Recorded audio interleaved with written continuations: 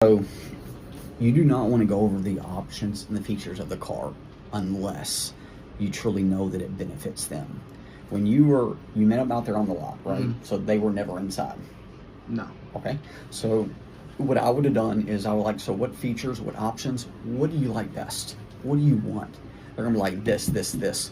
That's the features that you point out. I'm not caring about pointing out every other feature. Right. Go after the ones. Why? Why do you do it that way? Well, you just want to focus in on what exactly that person wants or needs. You know It's what I called mean? tailoring your presentation. It's going to get this person more excited. Yeah. Meaning, if you talk about like me, like I don't know technology. That's just me. Okay. So I remember me and my wife years ago, 3 years ago, we went and looked at a car. Okay, and this person started going over all of this stuff. He lost me. Yeah. It's not important to me. Yeah. So like kids safety, that's important to me. But like all this other stuff, I could care less. And you could tell like there's a difference between a product specialist and then someone that's really good at sales. I don't care about a product specialist. I'll outsell a product specialist any day of the week. So just ask the questions. It all comes back to your questions. Ask really good questions that will tell you what to point out. And then that's what you talk about. See, so for him, he was wanting a car that he could drive to work. He works pretty far away, about an hour and a half away. And I was asking him, like, is this the car like that you came in, you seen it, you love it, it's just the one that you want? He was like, yeah. He's like, I like it. I don't want something like a beater with a heater. I want something nicer, new, reliable. It'll get me up and down the road. And he wanted Apple CarPlay. That was the only thing that he really, mentioned feature-wise. Okay. So then I went and got him the keys. We went for a ride. Showed him kind of, I didn't go over necessarily everything, but, as far as the technology on the inside, he had never had a Kia before. So we went for a ride, came back, and then by that time I was like, let's go inside, see what we can do for you. Got him in here and, started asking him some of the questions, like what kind of monthly payment you want to be around, all this, that, and the other. He didn't want a monthly payment. He said he didn't care what he was paying per month at all. He said he really was more focused on the sale price of the vehicle. Yeah. He didn't care about his term. He didn't care about how long his finance was. Some people like it. Okay. And so I just showed him 60, 72, and 75. And his big thing was he just wanted to feel like he was getting a deal. Like I don't really feel like that he necessarily cared about the sales price of the vehicle, which is I brought that up. I was like, is it really the money? Is it really the price? Or do you just want to feel like that we're helping you out? Because I was like, on our lot, our listing price is always our best price. There's not very much to work around with. And then that's when he was like, go up and see what they can do for me and all this, that, and the other. And then by the time I got up there, I told Kyron to print me out the JD Power Sheet, which like kind of shows, what roughly around what insurance would get for him. I showed him that, and as soon as I showed him that, he was good. He was like, I appreciate you showing me that. I feel like I'm getting a good deal, and now we can go forward. And then I did the credit app. So you didn't negotiate at all? No, not really. Good job. But as far as like getting me to stay in the seat, you know what I mean, and not have to keep going back and forth. Like I feel like whenever they try to negotiate, it's tough because it's like I feel like the middleman. You know what I mean? Like I'm going up there and they're bringing an offer and then I'm bringing it back and then they offer and then I'm going back, and then that's kind of where I feel like I lose credibility with the customer. You do. Because they just don't really feel like that I'm the one that they're working with. But most of the time they know that, because that's why he said go up there and check, because he knows. Yeah. The most important thing that you can do, just stay calm and confident. That's it. Just stay confident, smile. That's all you got to do. Just don't let him feel like, like you're losing the sale, like you are necessarily like, just give him good vibes, best vibe, like more, not seller vibes, more like helper vibes. If you just feel like you're helping them, that's what they want. They don't want seller vibes like sell. Just help. I'm trying to help you. Do that. So good job. How many miles did the Kia have on it? 19,000. Did you bring up the warranty? Yeah. I sold him a 6-year, 100,000 bumper to bumper. Do you typically bring up the 200,000 mile warranty or no? So that was just whatever Kyron had wrote it on the paper, and that's what he had decided to give him. A lot of the, like, it depends on who you work with. Like Rick, like, he'll do a bunch of different ones and kind of you know, showcase out. Kyron just kind of gave me the 6-year 100,000. I don't know if it's where it's a Kia and maybe they don't offer certain ones or something like that. I didn't know what the reason was, but he just gave me that one. And the thing was, whenever we showed him the pencil on 75 months, his payment was around 570, and then by the time he ran his credit, it ended up being like way better than what he said it was.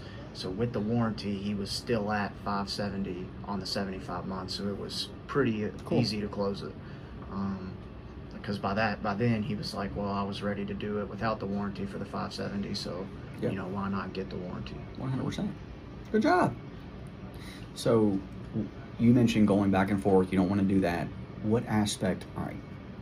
In my opinion, start with the fact finding, and then we'll go to the objections. How do you do the fact finding? Most of the time, like, whenever I go out to the customer, like, I'm kind of asking like general questions, like, you know, like, are you trading anything in? Do you have something that you desire specifically on a car? Is there a certain make or model that you want? Finding, you know, exactly what they need kind of helps me, you know, get the process going. Do you start with that many questions right out of the gate? No.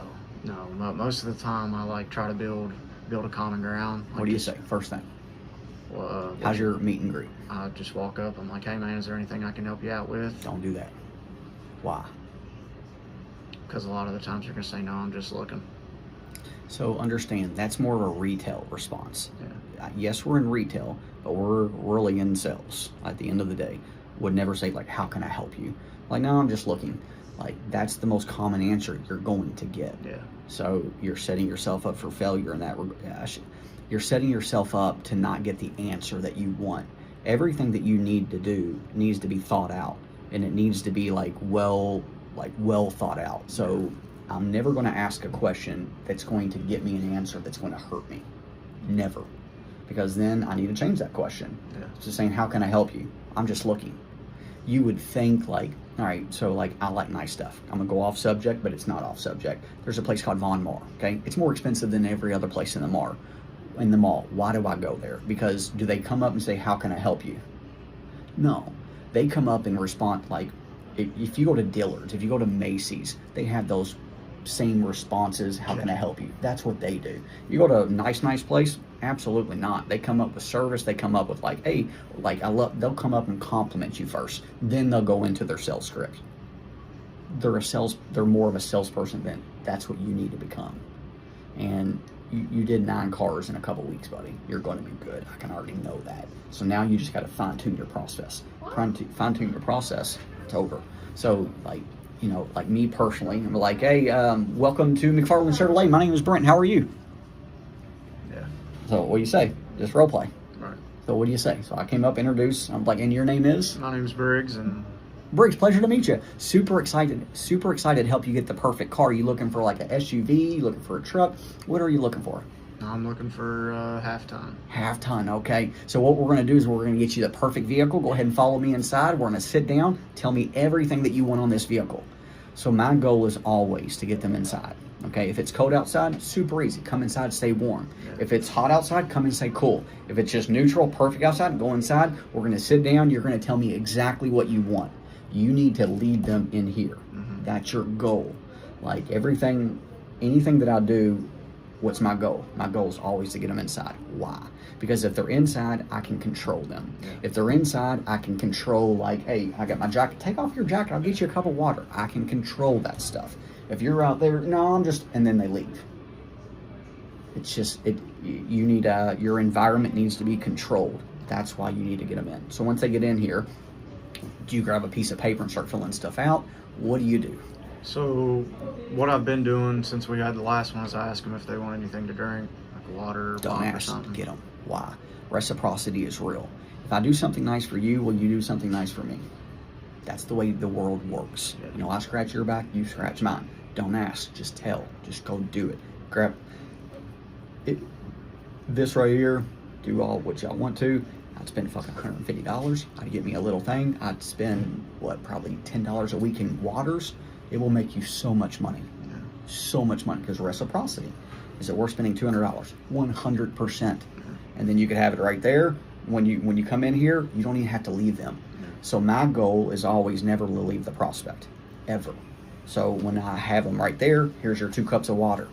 Like some people, they like diet stuff, you know. Yeah. So I have diet Cokes and stuff in there. The other salespeople don't get stuff. You want to get it, you go get it. That's on you to have it, you know. Yeah. But like how else can you control the environment? Is like I would always have like iPads for kids, not the cheap ones like Amazon, coloring books, candy. Like, so if you ever get kids, like, I want to control my environment in here. The more you can control this, the better your outcomes are going to be. So $200. Me personally, great. You got a smell good thing. Great job. The one thing that I didn't really smell those when I walked in there, I didn't smell that. Like I would get something literally as soon as you like click right here, you can put on the wall, it shoots up, because it's people buy from a senses standpoint. So I'm going to stack the deck in my favor. I literally bought a $5,000 fish tank to stack the deck in my favor. Like real stuff, like a saltwater tank, because no one else does it. And then they walk in there and they're like fall in love with it. Their senses go up. I can sell people with senses. Like the hardest people to sell are the neutral people. Yeah. That you just can't get them excited. But if they smell good, that's a sense. I can sell this person. So this is deep psychology selling, you know, all of this stuff. But so when you get them in here, you sit them down, you go get waters. Do you get a piece of paper and take notes, or do you just talk to them? So, well, I've started doing the notes since, you know, the last time we had met. A lot of the times, like, if they don't already have their eyes on a vehicle that they're set on, I'll be like, you know, if there was an absolute perfect car in your mind that, you know, features, make, model.